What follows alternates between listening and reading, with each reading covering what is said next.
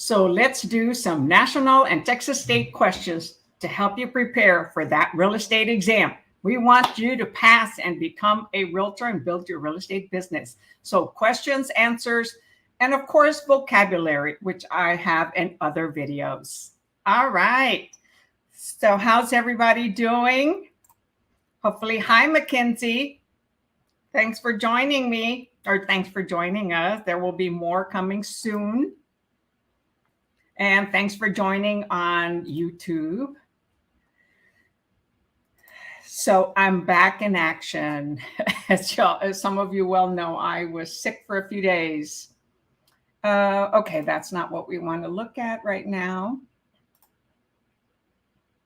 So we're on question 6.6. And by the way, this is the book that we're using by the Medley family and other authors. So get ready to type the question number and the letter answer as you participate. And for anybody watching the replay, this class is designed to help students participate during the live. So if you're impatient, just fast forward through the time, allowing students to answer the questions. I do help them understand them if for some reason they get it incorrect. Okay, so here we go. So what is absorption? And it's not like a sponge absorbing, okay, but it's an absorption word in real estate. A, the amount of new space that is added to available space over a period of time. B, the number of houses that are built over a period of time. C, the amount of space that is occupied at any given time. Or the number, D, the number of available units that become occupied over a period of time. So an absorption rate. So there are listings on the market, and after a while they get sold. And so we develop a trend that we know how many months of real estate homes or any kind of properties are available for how many weeks left. Okay, so if not enough homes, right, then we would end up with no more real estate available within a month or 2 weeks. So the absorption rate, okay, no, the answer is not A. Hi, Cindy. Unfortunately, it is not A. So try another one.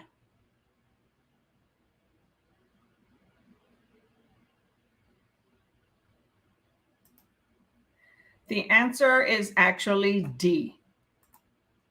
Okay, these are national questions that apply to everyone in the U.S., all states. So the answer is 6.6D.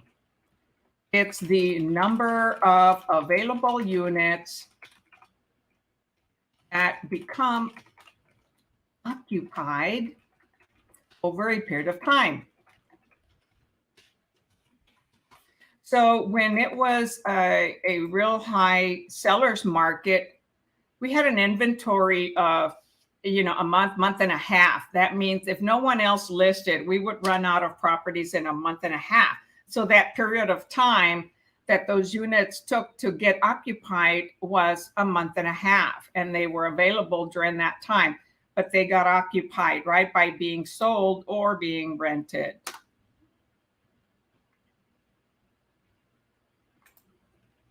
So national questions.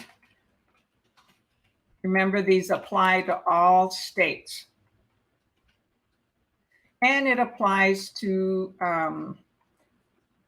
brokers and realtors taking their exam. Brokers have more questions that they have to answer in the state exam. On the national exam, it's 85 questions for realtors and brokers. But realtors, sales agent person, get graded on a smaller amount of questions compared to brokers.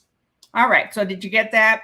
So the absorption, it's actually a rate, a number, okay, a percentage of how much time it takes for the current list properties being listed to get occupied. So high infinity, And let's see who else is here. Mackenzie, good evening. Glad to see you're feeling better. Oh my gosh, yes. Thank you so much. Yes, I was way out. I overdid it with exercise, okay? Unfortunately, I still think I'm really young. And I am. I'm young at heart, okay? Okay, so did I type the answer on here? 6D. But yes, I'm glad to be back in action. So I'm taking it a little bit slower this time around so I don't get sick for a whole week.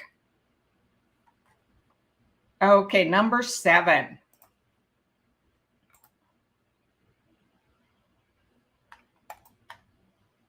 There we go. When vacancies are declining in a real estate market, it is common for the market to experience, okay, when vacancies are declining, okay, that means there's a bigger demand, right? Hi, Fabiola. In a real estate, it is common for the market to experience what? A, rising prices, B, falling prices, C, falling construction activity, or C, falling absorption. So remember, this has to do with economics, okay? A lot of these questions.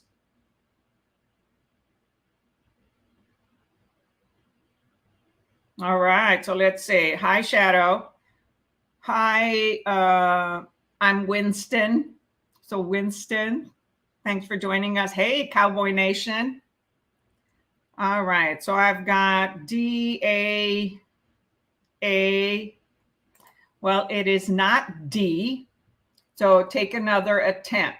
When vacancies are declining, okay, so there are no more real estate homes available. There's no more rentals available. So what happens when they're in big demand, right? They're not available because they're in big demand. So that causes what? Prices to increase. Supply and demand. When supply reduces, prices go up. That's also in the listing prices, the value of the property, and rentals.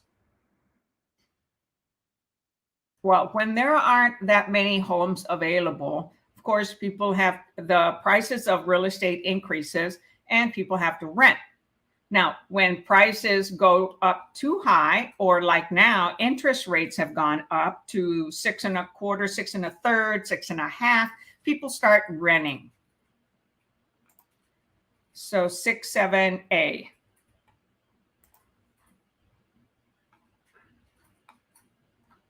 All right, number 8.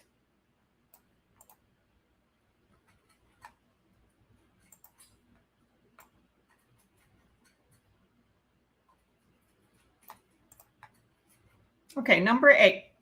The price for any product is a function of 4 fundamental determinants of value. Okay, the price of any product, okay, economics, is a function of 4 fundamental determinants of value. These are A, durability, feasibility, mobility, and location. B, desire, utility, scarcity, and purchasing power. C, popularity, recognizability, promotion, and rebate. Or D, fungibility, cost, convenience, and uniqueness. So prices of any product is a function of 4 fundamental determinants. So what determines the price of any product? Hi, Lisbeth. It is not A, Winston. Yet the answer is hi, Gina, is B. Okay, the desire, the utility, how will you be used, the scarcity, whether there's a lot or not, and the purchasing power of the individuals. So 6B. Oh, I'm sorry, 6.8B. Oh, it's nice to see everybody here. All right, awesome. Okay, only Winston got A. And so the price of any product, Winston, is not necessarily durability. Okay, because sometimes, cheap products or not so reliable or well-designed products, people will have a desire, right? Because maybe their purchasing power is low. And how are they going to use it? And is there a lot of them or is there a little bit of them? So those are the four fundamentals: desire, the utility, the scarcity of it, and the purchasing power. So think of, do you desire to buy it or not? And do you have the power to buy it? So those are two important, key factors: desire and purchasing power. So the price, and scarcity, right? Supply and demand. There aren't enough, price is going to go up. All right, number 9.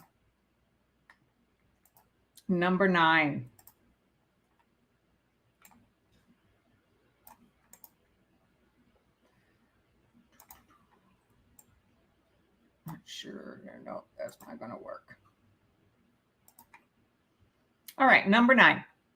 A town is rapidly growing, but all the buildable vacant lots in the most desirable areas have already been occupied.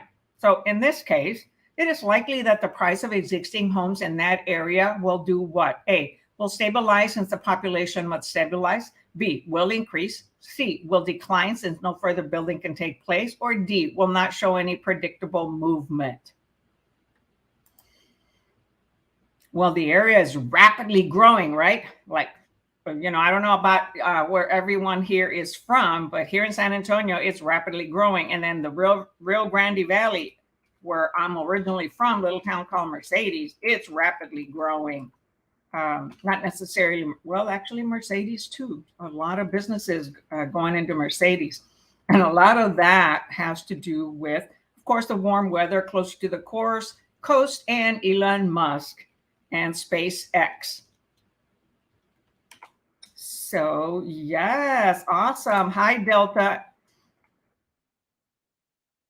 Elon Musk. So the answer is it will increase. Okay, since there aren't any buildable lots, anything around that area that ends up selling of existing homes. Okay, so price of existing homes. There may not be any buildable lots. So individuals may end up selling their homes, especially in an area where people move in and out a lot. Okay, those prices will be higher.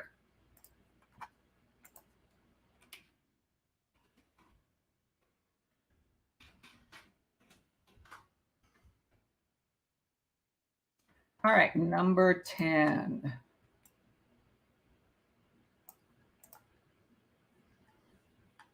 Okay, everybody did awesome on that one. Okay, good.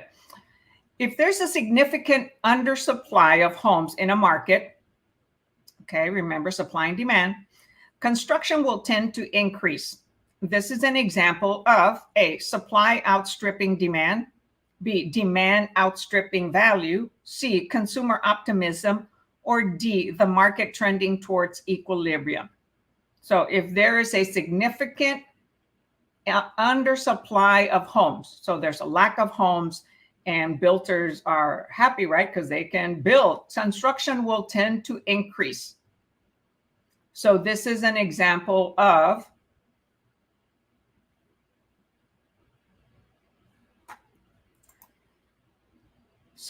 we have a titter-totter, right? The scales, they can be, supply and demand up and low, or it can go level, right?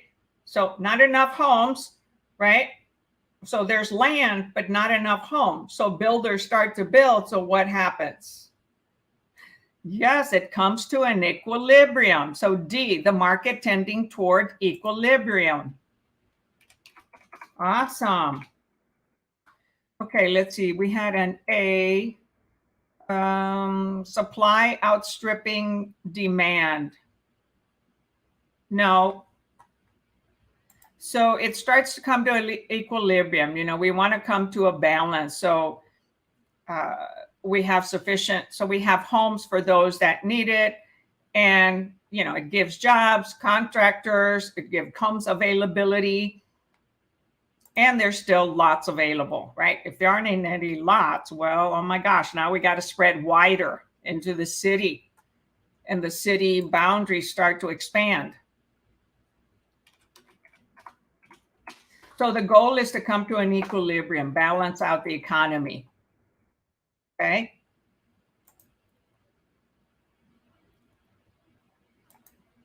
All right. And I appreciate all of you watching on YouTube. That's awesome.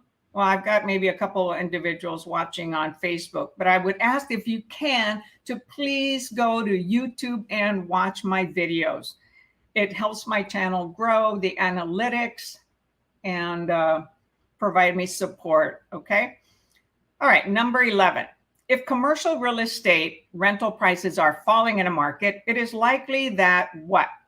A, demand has outstripped supply of space.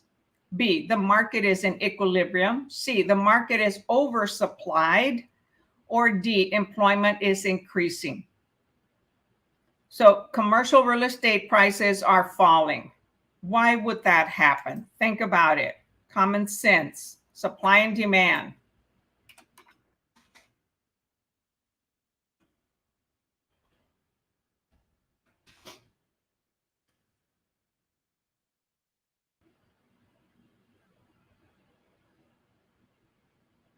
All right, so far I've got C, C, C. And yes, the market is oversupplied, right? Too many commercial properties available, therefore, rental prices start going down. Now, in certain areas, right, where there's a high demand for certain rental properties, it may not. It may be at an equilibrium. So it depends also in the area. But they're talking here in general, in a broader aspect, right? General, broad. All right, number 12. A construction boom in a market is an indication that prices are what? A, have been increasing. B, have been declining. C, have been in equilibrium. Or D, have exceeded supply. So a construction boom in a market is an indication that prices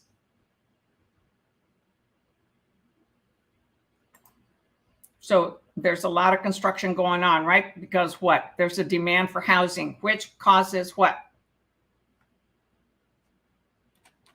What has been happening to prices? Well, right now they've been going down because of interest rates. However, when there's a demand for construction of homes and even of businesses,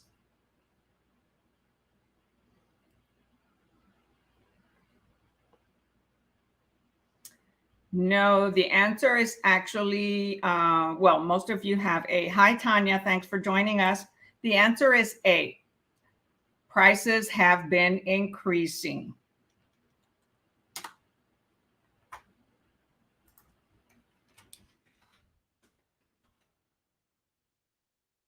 So when there's a rise in prices in a market signals that there is an undersupply of product. Okay. So in here, there's a construction boom. So there are a lot of homes being built. Why? Because there aren't enough. And so that causes prices to go up. So it's an undersupply of product in relation to the demand. As the market moves towards equilibrium, builders construct more buildings to meet the unmet demand.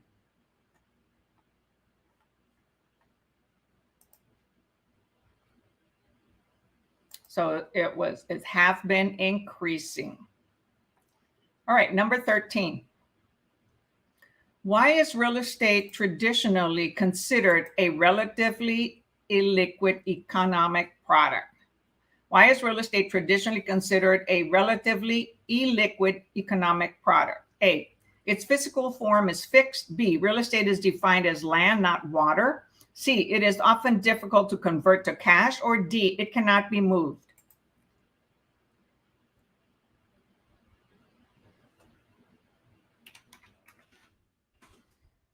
So when we say something is liquid, we want to liquidate, our products.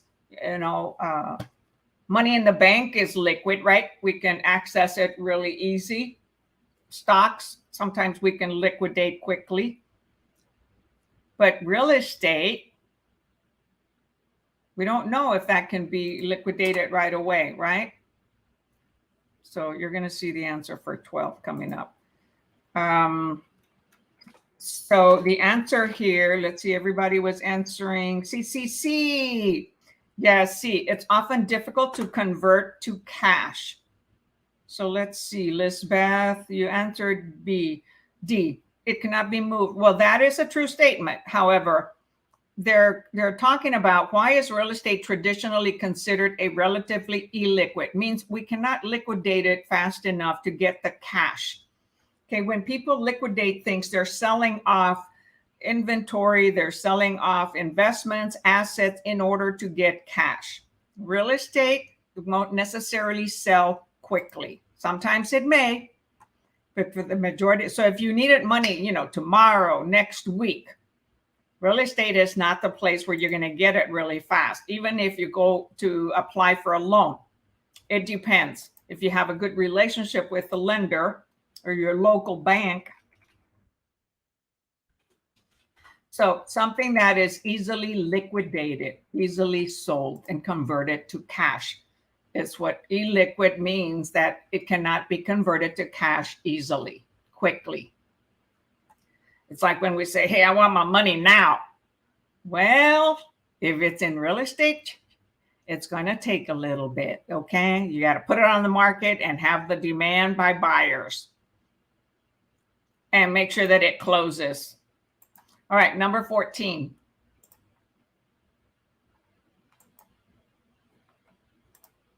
Well, I love when the letters are big. All right, here. What does base employment refer to in the context of real estate demand? What does base employment mean? So A, the lowest category of employment in terms of wages and desirability. B, the number of persons employed in base industries in an area. C, the number of persons employed on military bases in an area. Or D, the labor pool available for employment in all industries in an area. So base employment refers to in the context of real estate demand.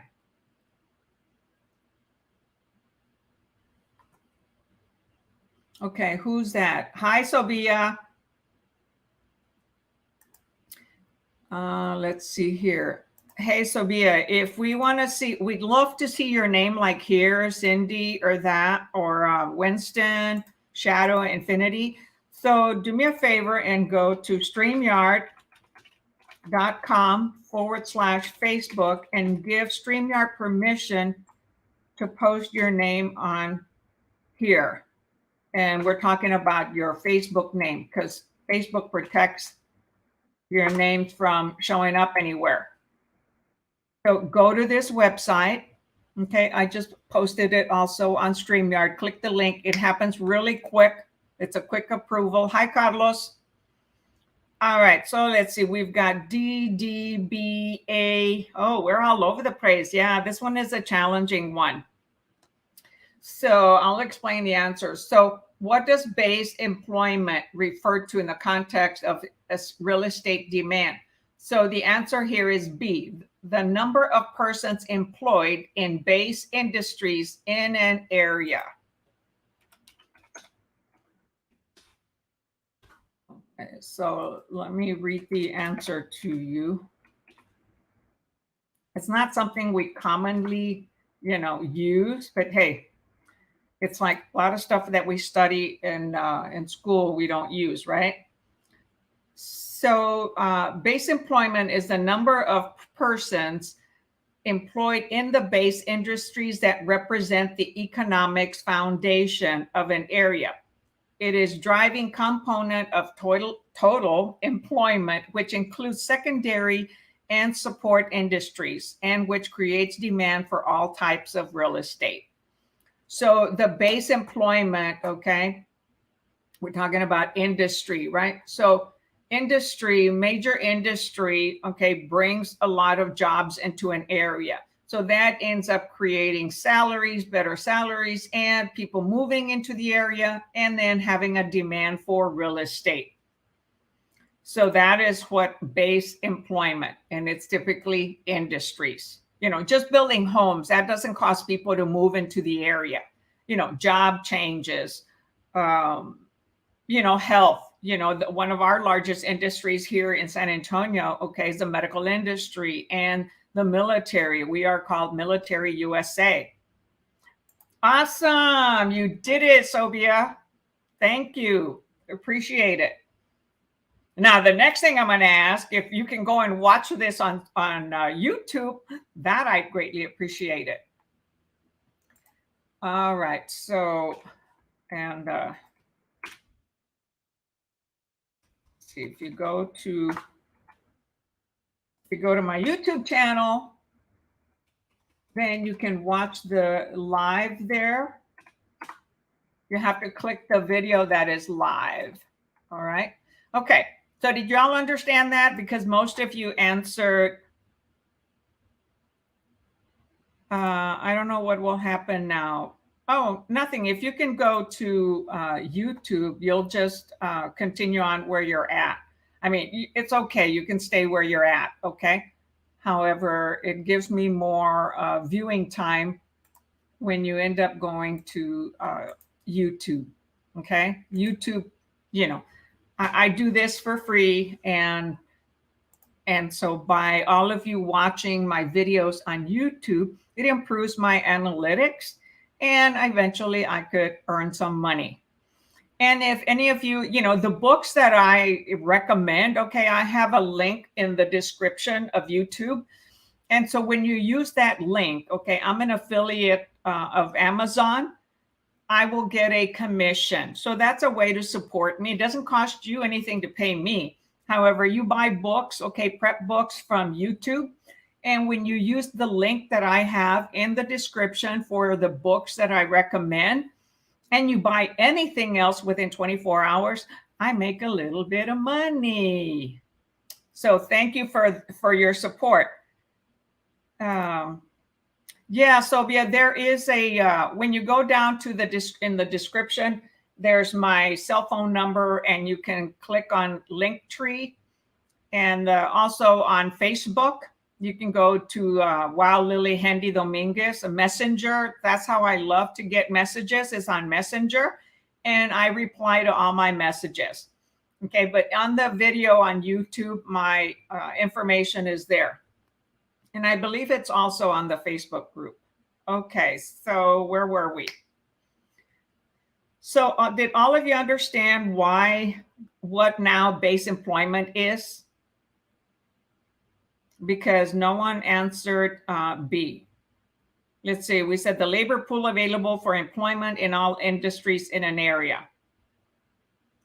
Well, the industries in the area, provide jobs, and that they become the base employers. And when they get those jobs, hi, Vicki, then those individuals need homes. And so it increases the demand for real estate. All right, number 15. Yes, you understand. Okay, thank you. Okay, so I was answering a question for Sobia. Is there a way I can contact you? Yes, you can use my my cell number, which is a Google Voice number, and it's in the description on YouTube. And you can also send me a message on my Facebook, Wow Lillie Handy Dominguez. And you can make a comment on YouTube, on Facebook. However, Messenger and texting me are the quickest ways.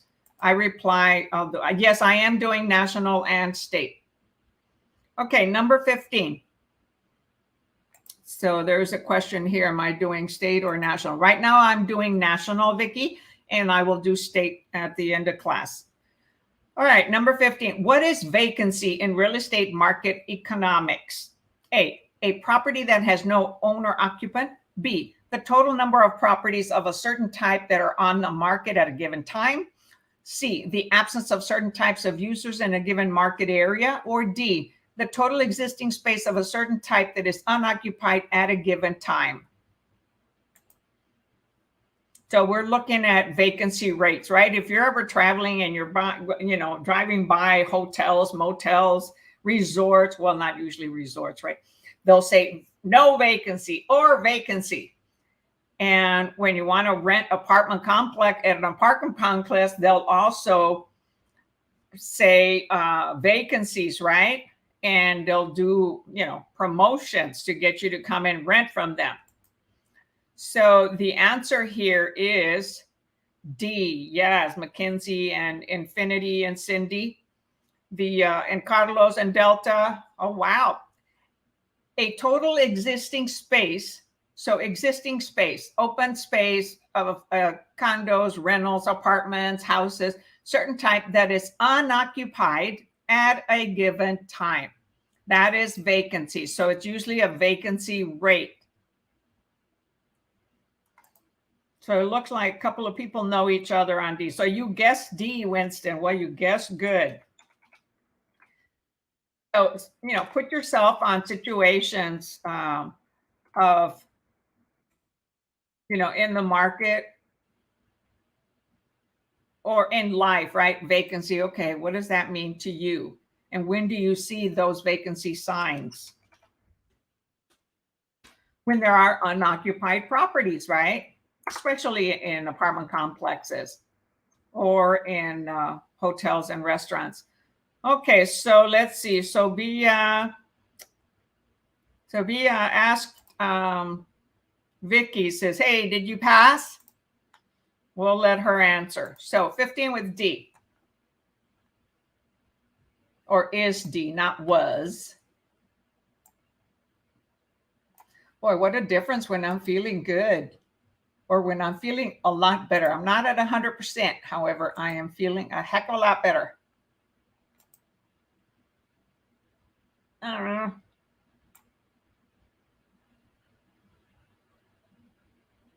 All right, number 16.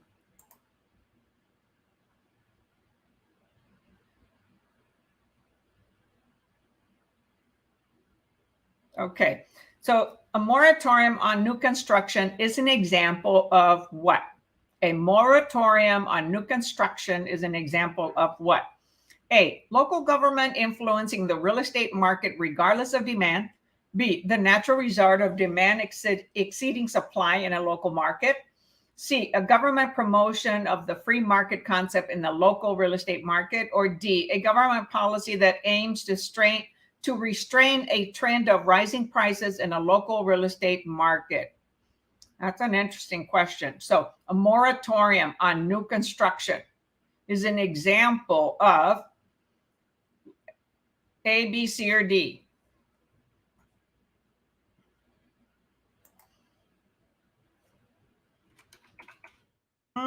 So we've got Frisco, Texas. Frisco is up north by Dallas area, huh? So let's see. I've got A, I've got D. Well, it is not D, and it is not B as in boy.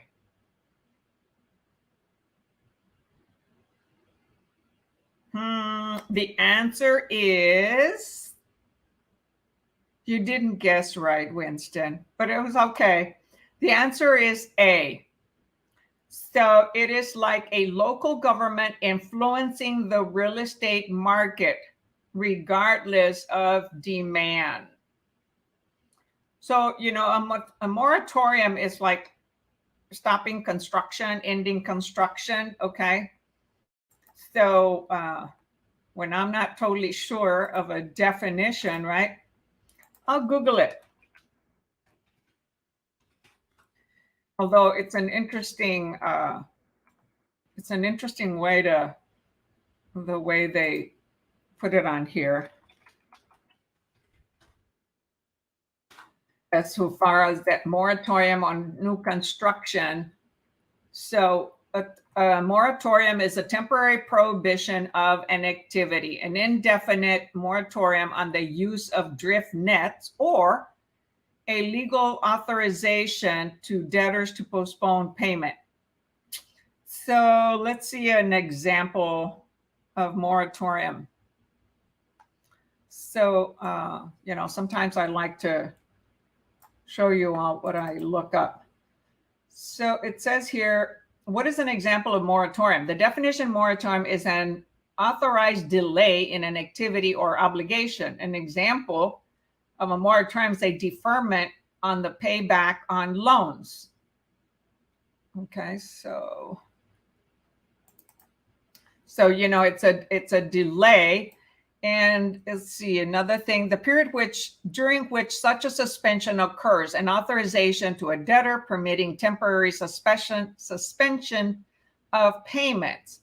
So on here, it's a moratorium of new construction is an example of the local government influencing the real estate market regardless of demand. So if the local government, well, let's see what the answer says. So local governments sometimes declare a moratorium on new construction because of present or projected inadequacies of the infrastructure, okay, like water, sewer, power, roads, and etc., or because of the desire to conform to a master plan. Right, cities, communities will usually have a 5-year, 10-year business plan on how they're going to grow, how they're going to expand. They know long before, and many, businesses, industries, franchises, they buy land in an area, that they're going to develop years later. So they know the growth, okay, of the economy. So if there's a major impact on, water, sewer, electricity, well, one of the police powers, right? The government, they have the police power to change things, right? To influence the real estate market, whether it can be built or whether not, until they provide what is needed for the infrastructure. So that's an interesting question. So the result may be to drive up prices as supply cannot freely increase to meet demand. So if the demand, if new construction is put on hold, okay, it can cause real estate prices to go up. And why? Giving the government, giving individuals to buy only what's available. So regardless of the demand, right, the government can influence the real estate market. So that's, a police power.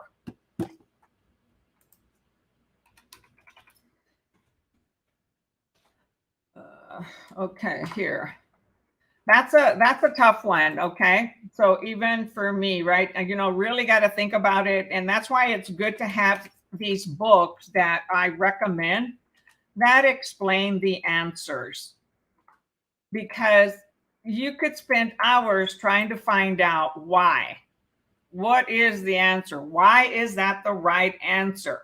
Okay. So by having books, okay, like what I recommend down in the link, okay, and I kind of recommend them in the order of my favorites or my students' favorites that I've heard from many students. So there are 4 or 5 books listed in the comments, okay, that you all can buy, and they all have explanations of the answers. These will help you better prepare for your exam by, quickly finding out why that's the answer. And if you still want to know more, then you got to go research a little bit like I did and Google the terms. Okay, so I'll check the comments that were made. Okay, after I finish. So let's see.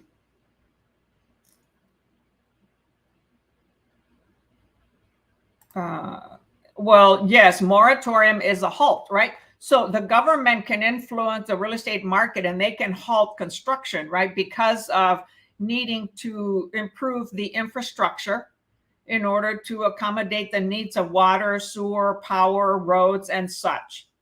Okay.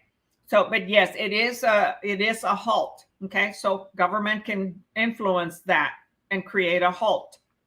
Okay. So then, why so hard English words? Why they don't take it easy language? Yeah, I go for that. Okay. I'm a small word person. I'm not a big word person. Okay. That was usually one of my weaknesses in school. Just get to the point, okay? So let's see, what else? Some other comments here. Could it be D, a government policy that aims to restrain a trend of rising prices in the local real estate market? No, they don't restrain a trend, okay, in rising prices. Okay, that's controlled by, the economy, okay, the buy and supply demand, but they can control the growth, okay, in order to accommodate their infrastructure within their area, okay? So it says local government, okay? So that is a key there. All right, so some individuals didn't pass their exams. And yeah, so anyone who doesn't pass, okay, your Texas or your national exam in Texas, you're required to retake one course per the Texas or for national. If you end up having to retake both, you've got to take two courses, repeat two courses that you've already taken. Most of the time, they'll recommend Principles 1 and 2, right? They have the most information about real estate. It's more general information, Principles 1 and Principles 2. So I'm just responding to some comments on here about going to TREC before we are granted to take the test again. Don't mind at all. Yes, so once you take the two classes again, you've got to send your certificates and get a new approval.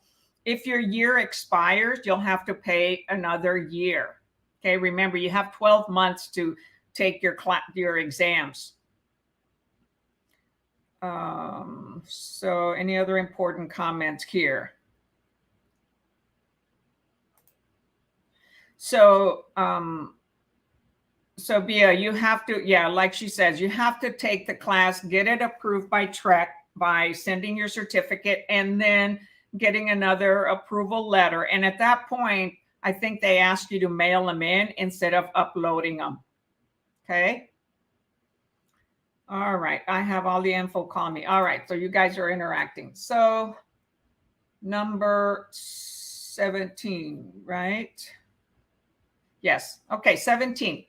Of the following potential influences on a local real estate market, which one would be considered local rather than regional, national, or global? Okay. Those are all the different markets you have, your local, regional, county, national, global. So of the following potential influences on local market, which one would be considered local rather than regional, national, or global? A, changes in money supply. B, Federal Reserve interest rates. C, in and out migration of major employers. Or D, trade imbalances with foreign trading partners. So remember, this is dealing with economics, right? Supply and demand, or what influences, people to move in. Is it local, regional, national, or global? What impacts moving into a community? Type your answer in the chat. All right, so far I've got C.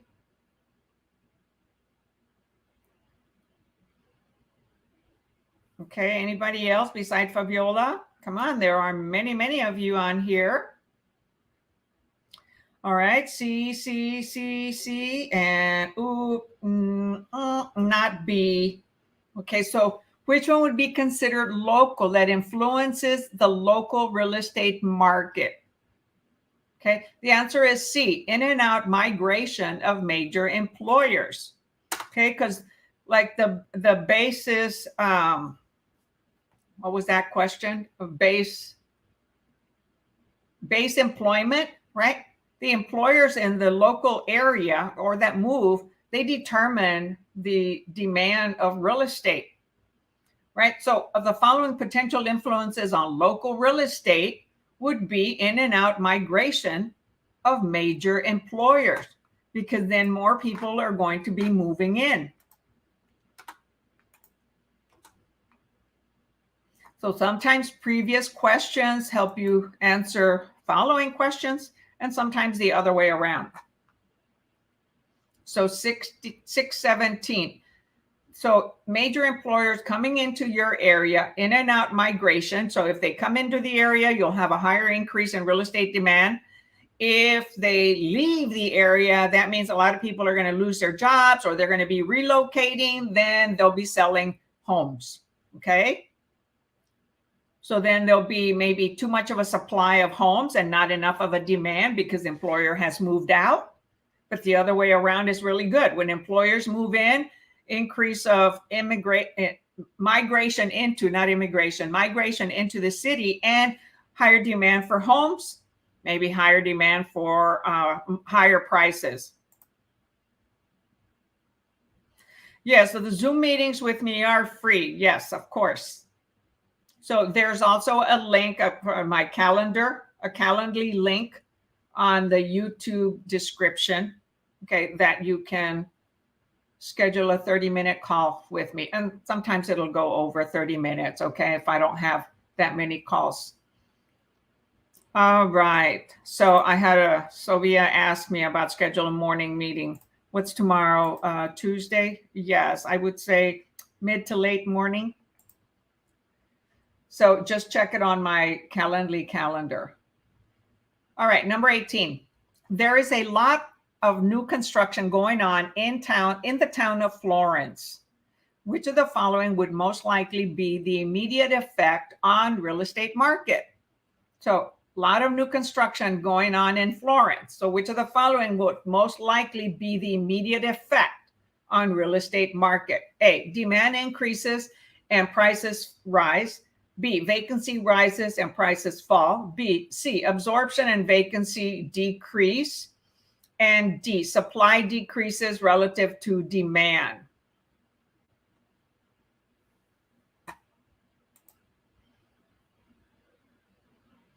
Well, new construction doesn't necessarily mean that the demand will increase. Depends on what's happening in the area. So it is not A. Oh, wow. Everybody answered A. Well, except for, let's see, Shadow's answering B. So anybody else?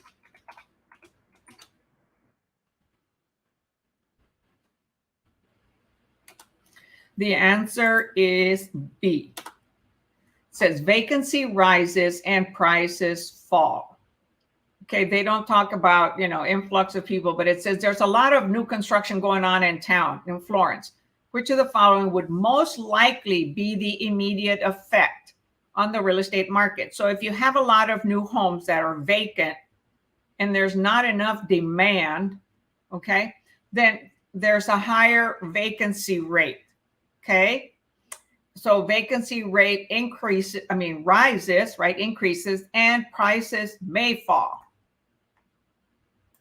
Because construction is built a lot of times because there is a demand for new housing. But if there's an oversupply of new homes, then that'll cause prices to fall. Okay, so let's see. Many of you answered A. Demand increases and prices rise. Not necessarily, okay? It'll depend. Which of the following would most likely? There could be more than one correct answer or accurate answer, but which one is the most likely to be the immediate effect? Okay, an immediate effect on the real estate market. So demand increases and prices rise. I mean, those are true statements, right? The demand increases and the price will rise if there's not enough supply. And that's why there is new construction, right? Because there's not enough supply of homes. However, what is the immediate effect?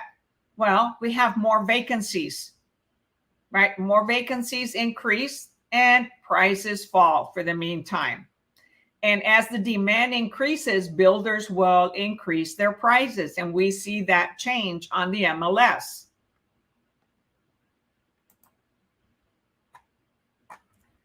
Okay, so it says new construction generally occurs to meet an excess of demand. Correct. By adding by adding supply, it tends to increase vacancy and lower prices until supply-demand equilibrium is achieved. And that's when builders will adjust their prices, okay? Too much supply, yes. So now at the moment, the immediate effect is too much supply, too many vacant homes, okay?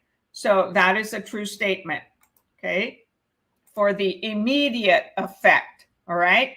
That's what you want to look at. That's the key word. Would most likely be in the immediate effect on the real estate market. Well, too many available homes, vacancies, okay? All right, number 19. So that was 18. It won't necessarily mean demand increases, okay? So be very careful with the demand and supply.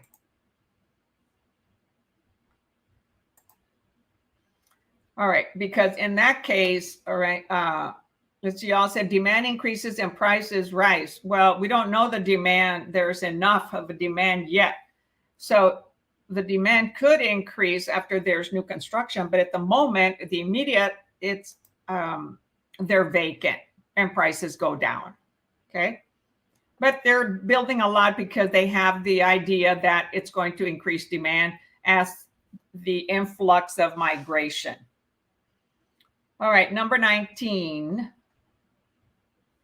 What kind of real estate users are most concerned with neighborhood quality, access to services, property amenities, and quality of life in their demand of real estate?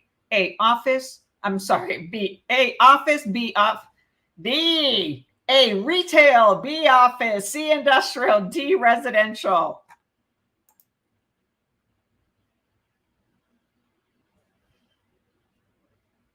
So which type of buyers, okay, are concerned with neighborhood, schools, quality of the environment, amenities, right, in their real estate? Okay, Mackenzie, I'm glad my long description finally, you understand it as far as on that. A lot of new construction, what's the immediate effect? All right, so on number 19, who cares about, neighborhood and services, amenities, and quality of life in that neighborhood?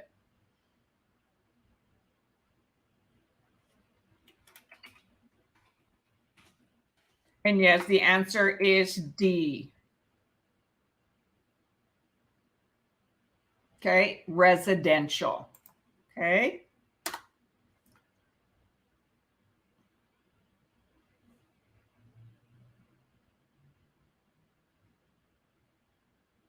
Hi, Lena. Thanks for joining us. So the answer there is D, residential, right? They're the ones who mostly care.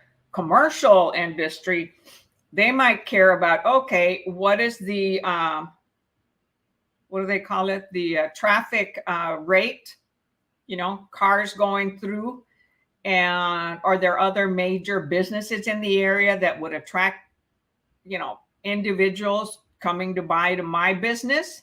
So that's why a lot of businesses, when you see McDonald's, you see Walmart, Target, Wendy's, all these different chains, Starbucks or others. When major commercial businesses build like Walmart, a lot of other little ones want to come close by, right? Because Walmart brings a lot of business, right? So you'll see a lot of other businesses going into that area. In fact, major corporations, major companies will buy a lot of land and then lease part of their land to smaller businesses. Because, you might get into commercial real estate. But first, you're going to do residential, okay? Unless you're already in a family that is doing commercial, and you'll be taken under their wing and do that. Okay, number 20. One distinguishing feature of real estate as an economic product is A, it is easy convertibility to cash. B, its quick response to changes in supply-demand balance. C, its susceptibility to swings in the local economy. Or D, the substitutability of one item for another. So one distinguishing feature of real estate as an economic product, okay, is it, can you convert it easily to cash? Is it a quick response to change the supply and demand balance? Okay, the equilibrium of the economy. Its susceptibility to swings in the local market, or is it easy substitutability of one item for another?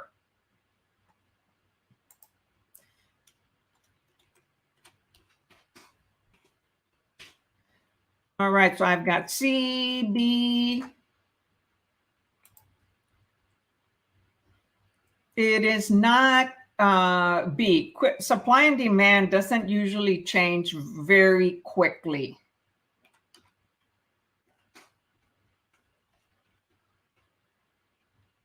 I was almost typing the wrong answer. The answer is actually C. It's accessibility to swings in the wait a minute. Yes, it's accessibility to swings in the local market. Okay, so that's a distinguishing feature of real estate. Okay, it can swing up, it can swing down depending on the local economy. So if you've got a lot of money coming into the area, okay, then the demand for real estate will go up because you have many industry coming in, employing individuals. But supply and demand doesn't typically change quickly, right? But it has the distinguishing feature of real estate is the susceptibility to swings in the local market.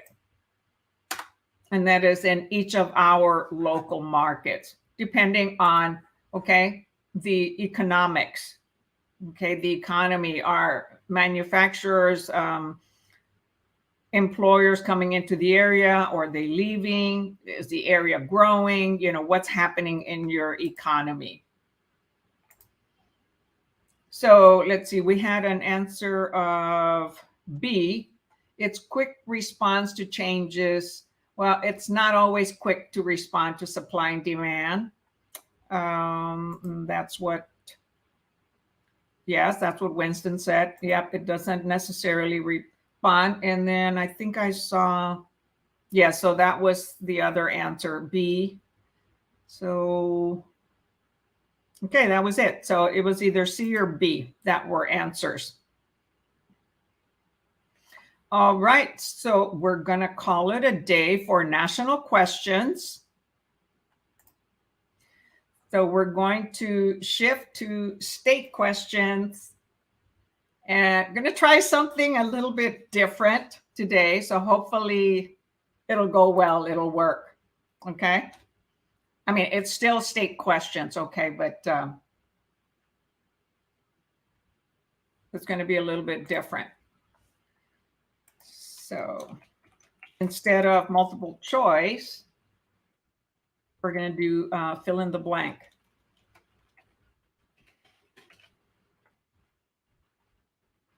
So I hope I can manage it okay. I had to copy and paste and, you know, do some weird little stuff.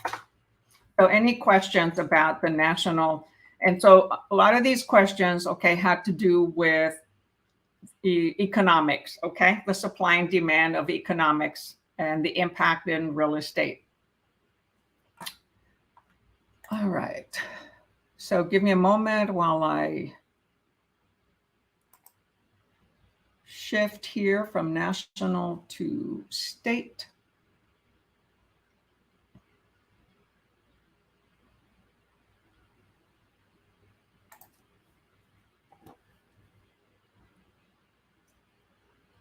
Okay, come on here, respond.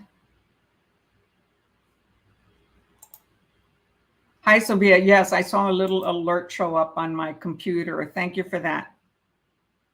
You're welcome, Winston. Well, come on here. So my Kindle froze. Okay, here we go.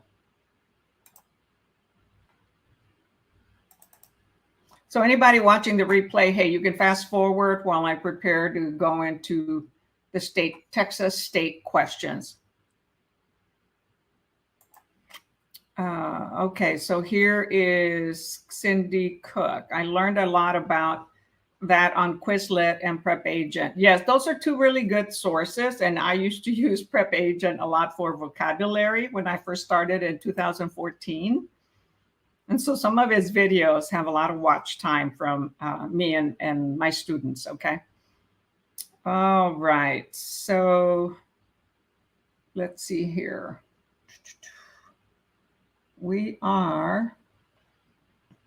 This is going to be a little bit interesting here. So bear with me because this is the first time I do this.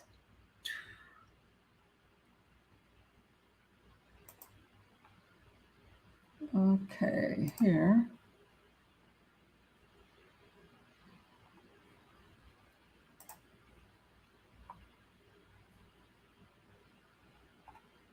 Oh, darn it.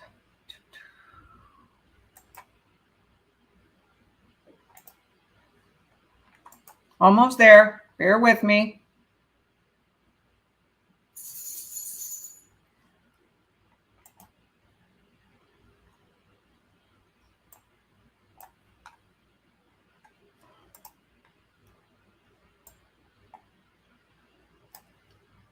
Okay, so this is what it's going to look like. So this is going to be fill in the blank. Oh my gosh. I just messed up the page. Pardon me.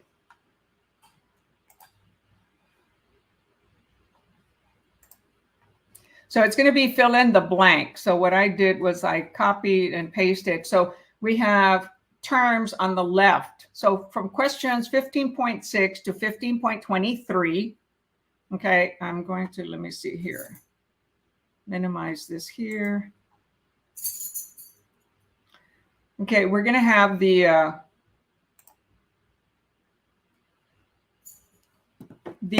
words on the left and the fill in the blank on the right. So we're going to go one at a time. Gosh, Lily.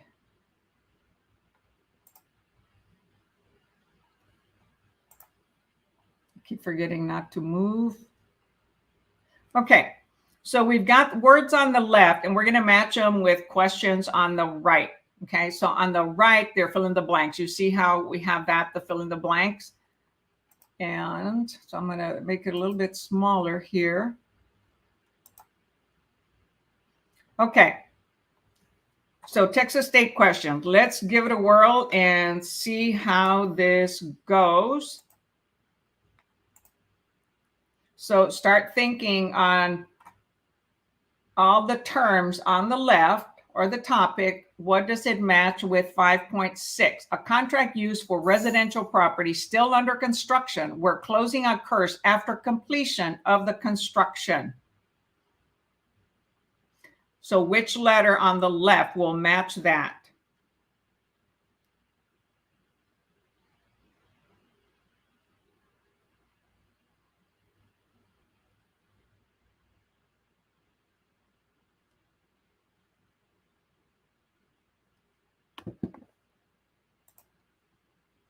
And I don't know if I can mark on the left, if I can mark, let's see here, menu bar, tool bar, F8. If I can scratch something out or not, like write a, no, that's not going to do it. Okay, let's see. I've got several of you have answered G. All right, hold on.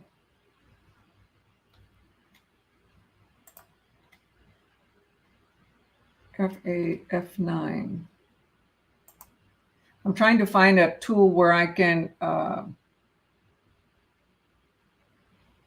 so I could scratch something on the right. All right, so a contract used residential property still under construction where closing occurs after completion of the construction.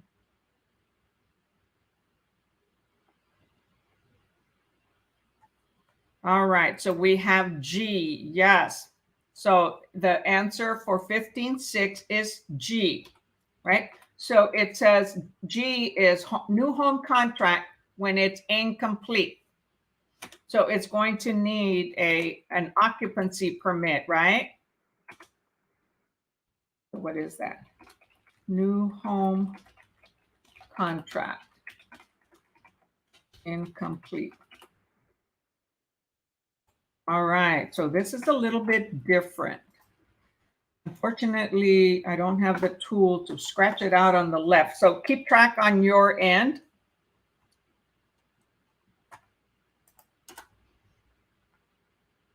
So that we don't reuse a certain question. All right, number 7. Number 7.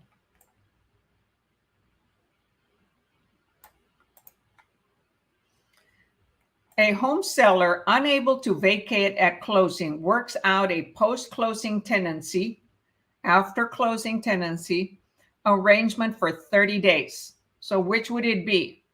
On the left-hand side, unimproved contract, addendum for sale of other property, addendum for backup contract, seller's temporary residential lease, seller's disclosure, 1 to 4 residential contract, resale.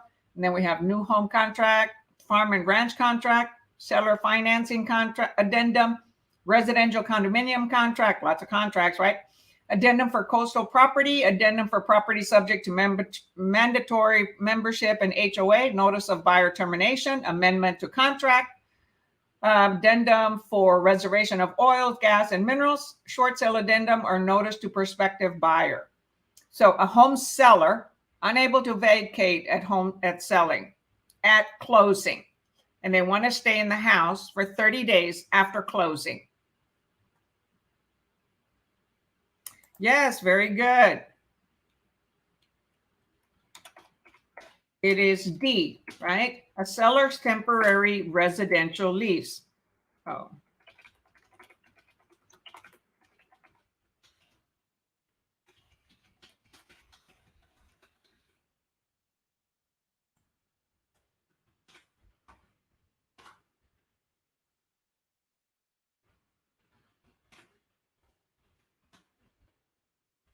I'm getting my act together here. So let me, 7.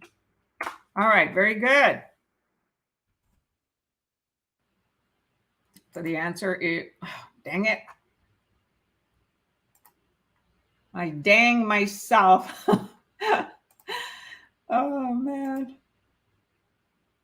I'm feeling better, but I'm still messing up. Let's see here. Come on. Let me edit.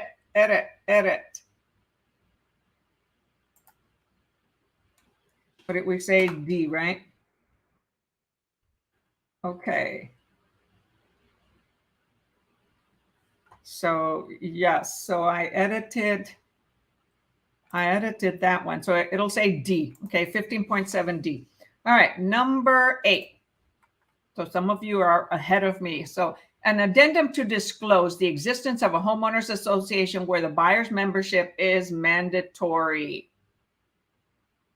So far we have M.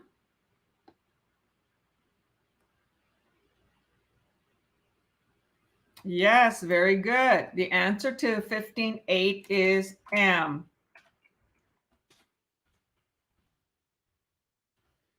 So I'm just going to say mandatory, HOA, mandatory. Okay.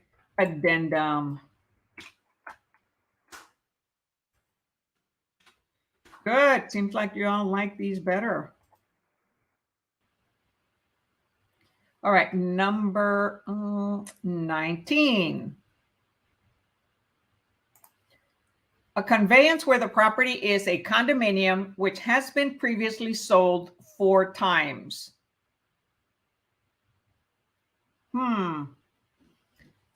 A conveyance where a property is a condominium which has been sold previously. So it's a resale, right?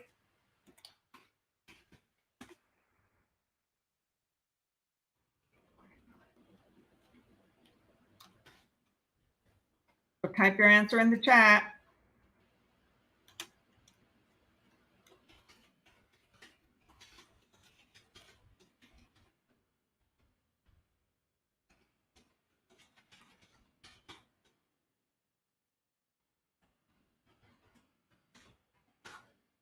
Yes, the answer is M, right? The resale of a condominium contract, K. I said L. So 559 is A, residential condominium contract resale. Very good. All right, number 10. A buyer has limited cash resources, but the seller agrees to execute a purchase money mortgage for $10,000. So which one would it be? I'm not going to repeat all of them again, okay? So you see the list on the left, pick the one that best represents the answer, that matches the answer.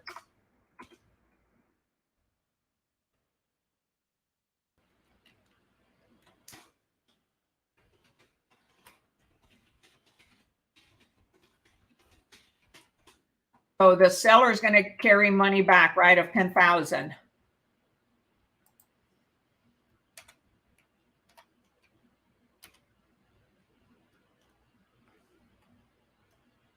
All right, so far we have J.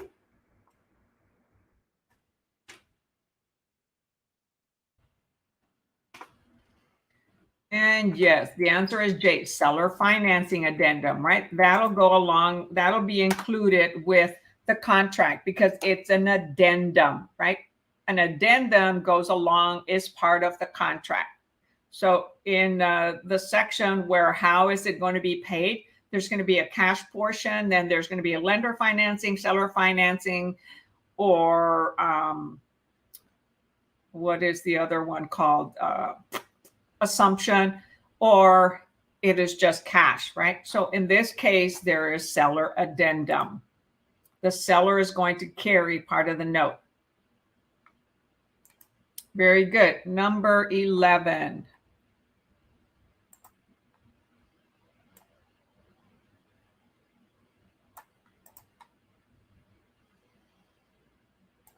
The transaction requires the consent of the lender since the net proceeds are insufficient to retire the loan's remaining balance.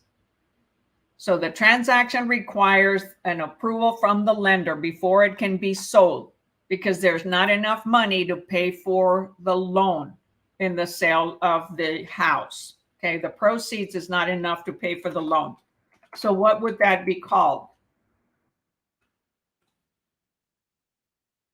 What type of an addendum would be included with that?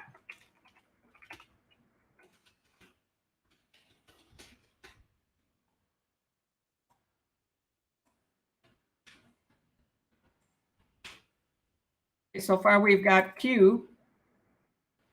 Anybody else?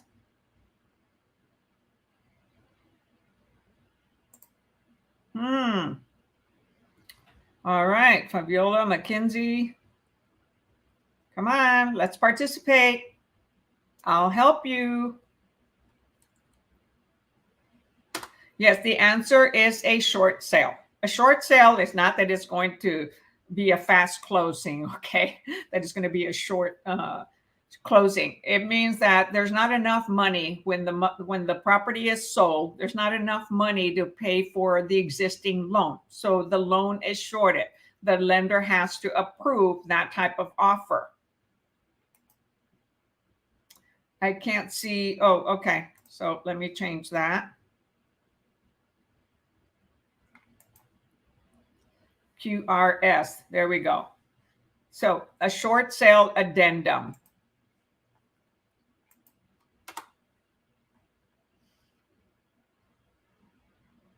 No, it is not a backup contract, Carlos. A backup contract, well, if I tell you what it is, a backup contract means there's already an existing accepting contract, but another buyer decides they want to go ahead and put a contract on the property just in case the first offer falls. Okay, you're welcome. Yes, I realized that I had to take myself out of the picture because that's why you couldn't see the bottom ones. All right, number 12. So a buyer cannot obtain lender approval due to shortcomings in the property. The deal falls through. What is this matching with?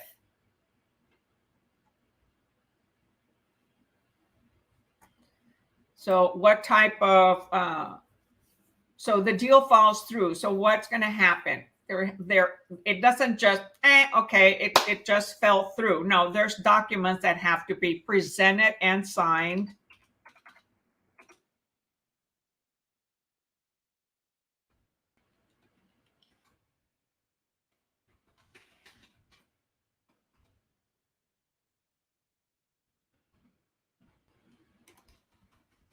All right, so far I have N.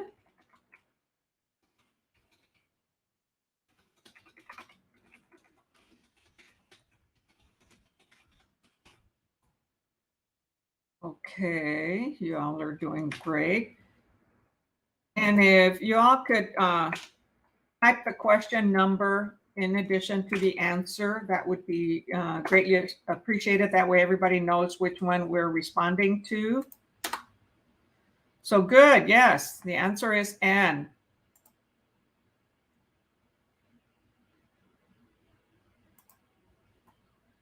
All right. Number 13, a buyer and seller agreed to a new price on a property. What does that require? What is the matching term on the left or the matching document?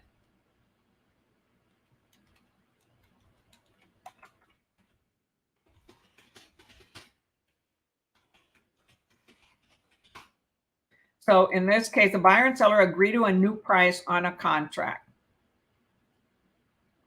So they already had a contract, right? So it was agreeable. Both of them had come to an agreement. But now it says that they come to a new price.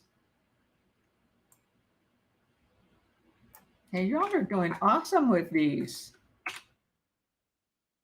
Yes, the answer is, amendment to the contract.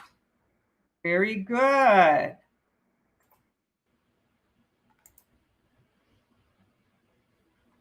Okay, number 13. Yes, amendment to contract. Very good, Carlos. Awesome. Number 14, a rancher needs to convey his family's property to a buyer. Okay. A rancher needs to convey his property to a buyer.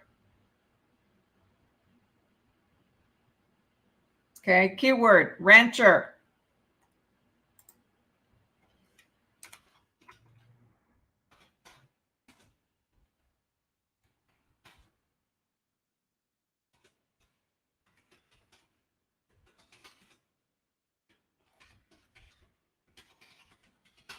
So what would allow that? Okay, for a seller, a rancher to convey that property, what would have to happen or what would be needed? Yes, right? A farm and ranch contract. Very good.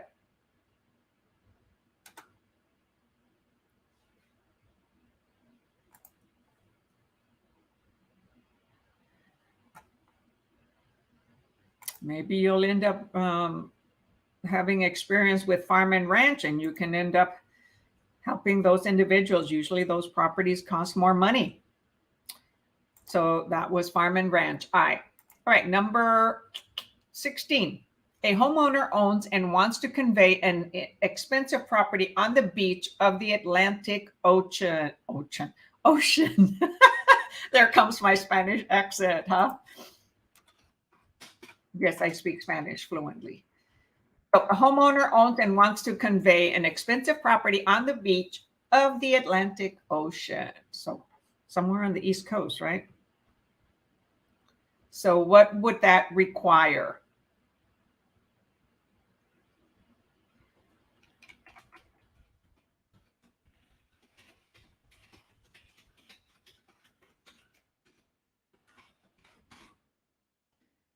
What happened to 15? We are on 15. Oh, I'm sorry. Yes, you're right. I skipped 15. Thank you, Lisbeth. I'll go back. So number 16, yes, is L. Thanks, Lisbeth, for staying on top of, right? Keeping me alert here.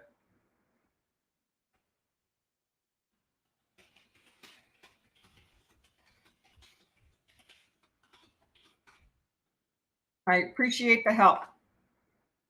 All right, so number 16, okay, and then we're going back to number 15. Okay, number 15, moving right above. A conveyance of a newly constructed residence. What would that require?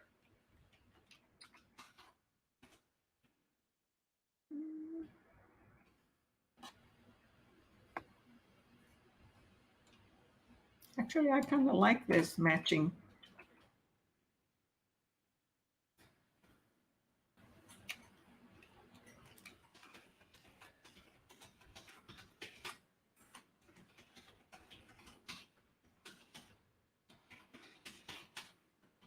So it says a conveyance of a newly constructed residence, right?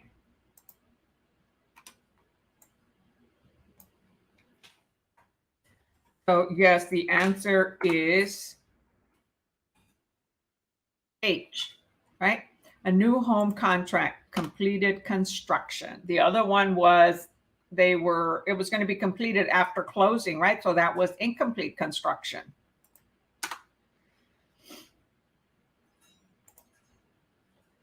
All right, so now we jump 16 and go to 17, right? Because we already did 16.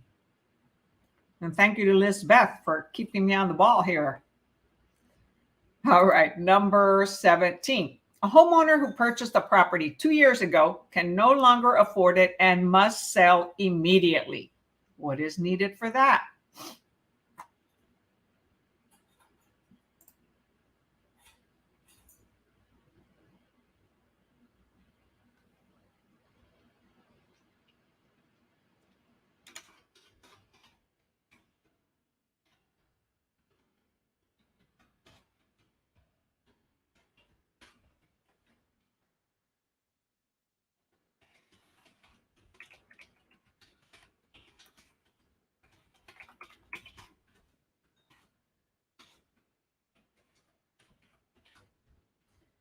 Okay, what do I have? No, on number 17. So it says a homeowner who purchased a property 2 years ago can no longer afford it and they must sell it. Okay, so how would they sell it? A buyer would end up using it's a residence home that's being resold. So what would it be? No, it's not R, it's not Q, it's not, nope. We don't know if they have a prospective buyer yet. It says homeowner who purchased. So someone that's been living in a house 2 years, they got to sell it because they can't afford it. That's just extra verbiage to kind of confuse you, right? They can't afford it, so they're going to sell it. So which agreement, which contract, which document best fits that question? Yes, the answer is F. A 1 to 4 resale, a 1 to 4 family residential contract for resale. And they say resale because otherwise it would be a new construction, either completed or incomplete. So this is a home that's already been lived in. No, it's not a backup offer because they don't say they have an offer. It just says a homeowner wants to sell their property. That's basically what it says. A homeowner wants to sell the property. They purchased it 2 years ago and they want to sell it now. So out of all the documents on the other side, what would it require to make that a contract for them to be able to convey it? It's like saying a homeowner wants to convey their home that they bought 2 years ago. A homeowner bought a home 2 years ago and they want to convey it to a buyer. So what would that make it, right? It would make, they would be using the 1 to 4 family residential contract for resale. Is what the buyer would be presenting the seller. Of course, the seller would be listing it, okay, first, but it doesn't have that on there because these are basically addendums, okay, or contract. So it says, test your ability to match a given promulgated contract. Let me enlarge it here. Oh, come on. So let's read the beginning of the question. So it says questions 6 to 23, test your ability to match a given promulgated contract with its corresponding purpose or application. Okay, so these are all contracts having to do with addendums, amendments, or contracts, okay, to sell or to buy. Okay, not a listing agreement, but contracts. And a contract is when there's a buyer and a seller involved, okay?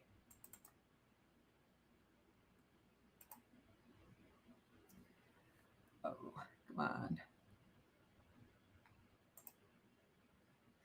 All right, you got it. Who was that, Carlos? Yeah, it's not a backup offer. They're not talking about already having an offer.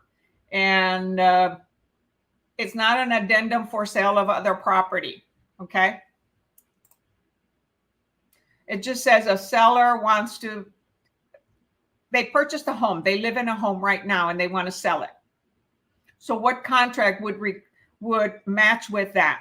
What would need to be used as far as a contract on the left-hand side? Because the left-hand side has to do with promulgated contracts, addendums, or amendments. And that's a contract between a buyer and a seller. Well, they don't have a buyer yet. It says they've got to sell it. So they've got to accept, right, a residential 1 to 4 contract from a buyer. Y'all got it? Confusing me. Lots of laughs. Yeah. Okay, so Fabiola, you answered B, addendum for sale of other property by buyer. No, does it say anything about buyer? It says a homeowner, yet a buyer is going to present the contract to the seller, but the contract is between the seller and the buyer, not just a buyer. Okay, so, oh gosh, you guys are answering, oh, I'm sorry, you're answering 18, pardon me. So number 18, a buyer wants to purchase a new property, but has to sell her family's residence first. This requirement becomes a purchase contingency. Yes, it does. Yes, I got it, Fabiola. I'm just a little behind.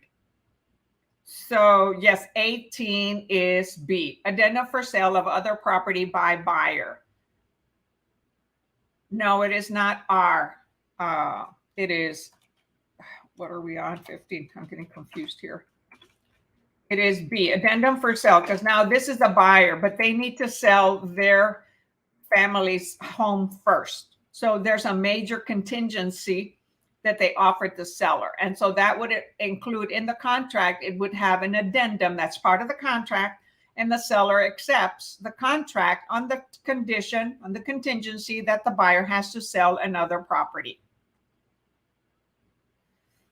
No, that's okay. I just got behind, Fabiola. You didn't get ahead of the game. I'm showing the questions. So you went ahead and said, okay, Lillie, speed up. Right? All right. So 15, 18, B, addendum, addendum for sale of other property by buyer. Oh, very good. It was me who was confused here on the answers. Got it. Very good. All right. So that was 18B.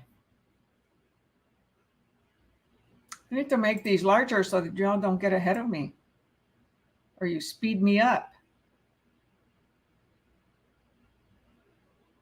What are we on? 19? All right. Number 19. I'm going to slow you down.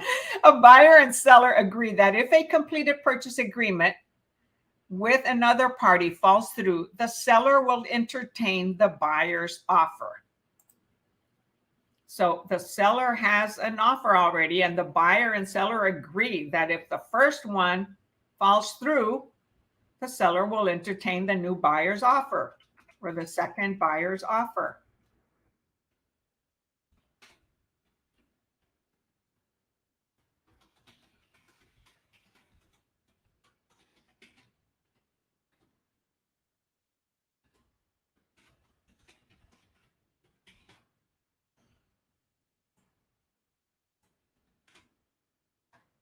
All right. Yes.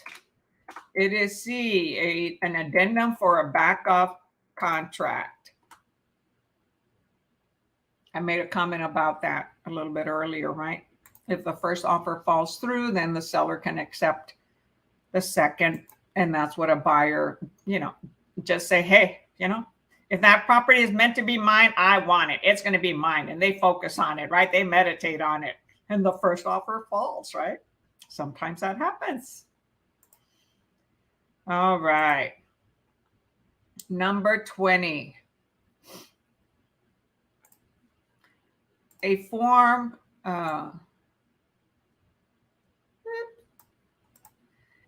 used to satisfy a seller's property condition disclosure. What does that match with on the left?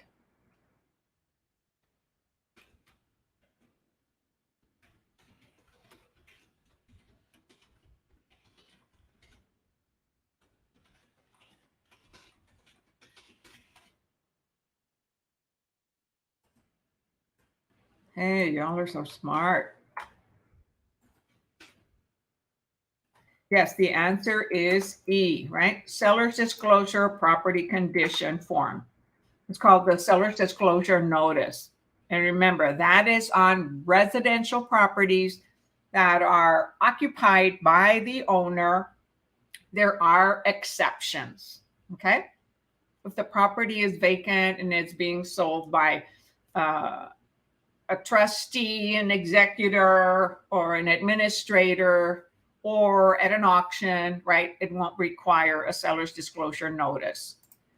However, if the individual is at the property or it was inherited, okay, they will.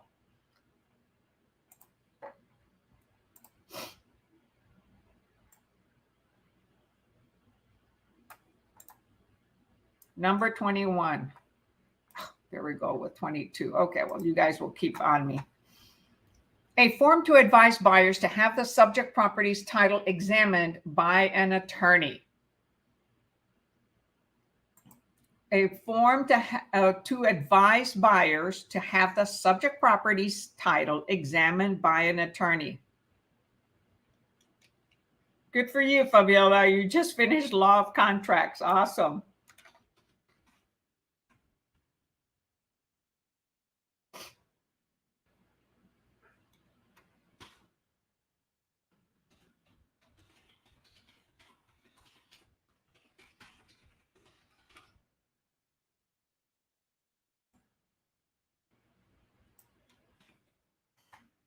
So, anybody else?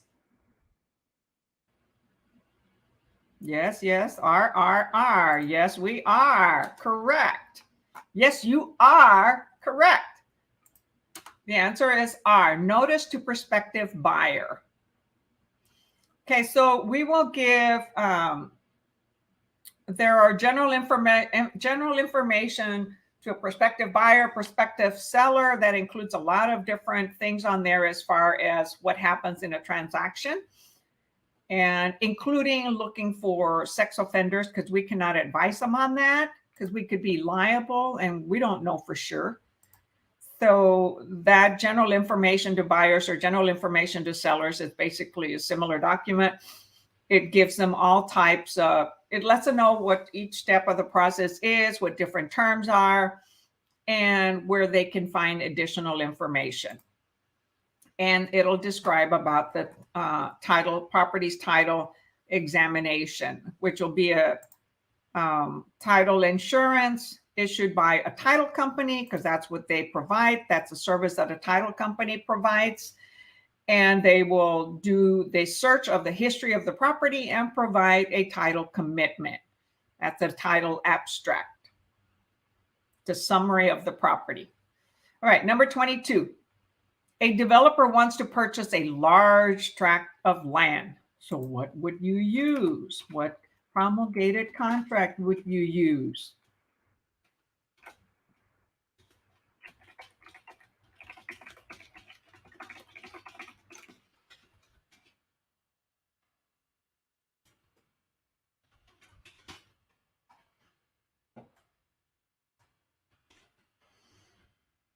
All right. Yes, that is correct. An unimproved property contract. So that is a piece of land. It can be a lot or it can be acreage.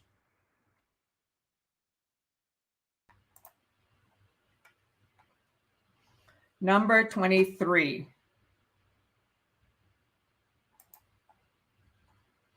A seller wants to convey property but retain oil rights to the property.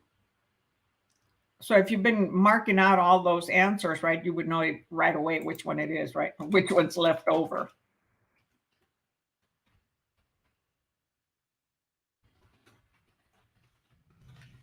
And so this is something that goes along with the contract.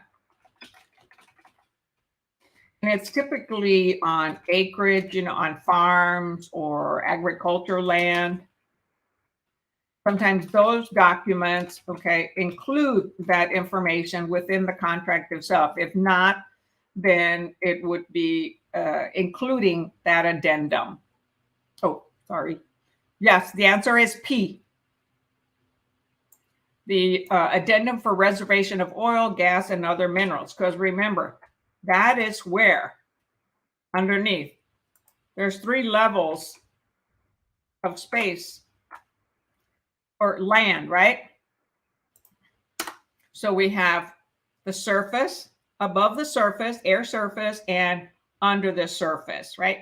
And the oil, minerals, and gas, okay, they would be under the surface. Now, there could also be soil, topsoil, that have excellent minerals, okay, for farming.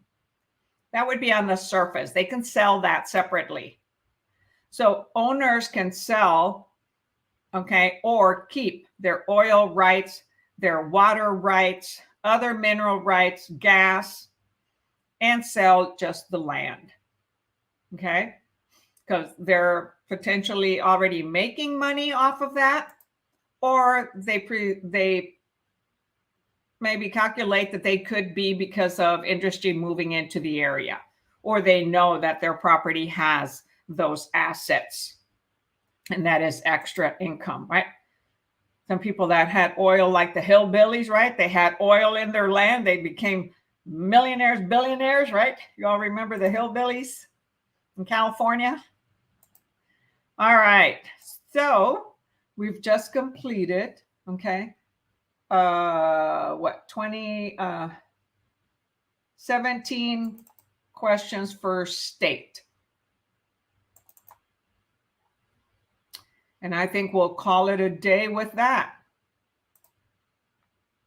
Okay, because remember, we have less state questions on an exam as we do national. So I'm typically doing more national questions than I am doing state. So any questions so far on the state questions? Okay, that was an interesting way to do it. There's not a lot of that available unless I create some new ones, but I get them from this book that I have the right to use. So any questions from anybody? Hey, so for those of you that are watching on YouTube, okay, remember to tap that thumbs up, okay? Send me some love. All right, there's a whole bunch of you watching on YouTube, so send me some love. Click that thumbs up.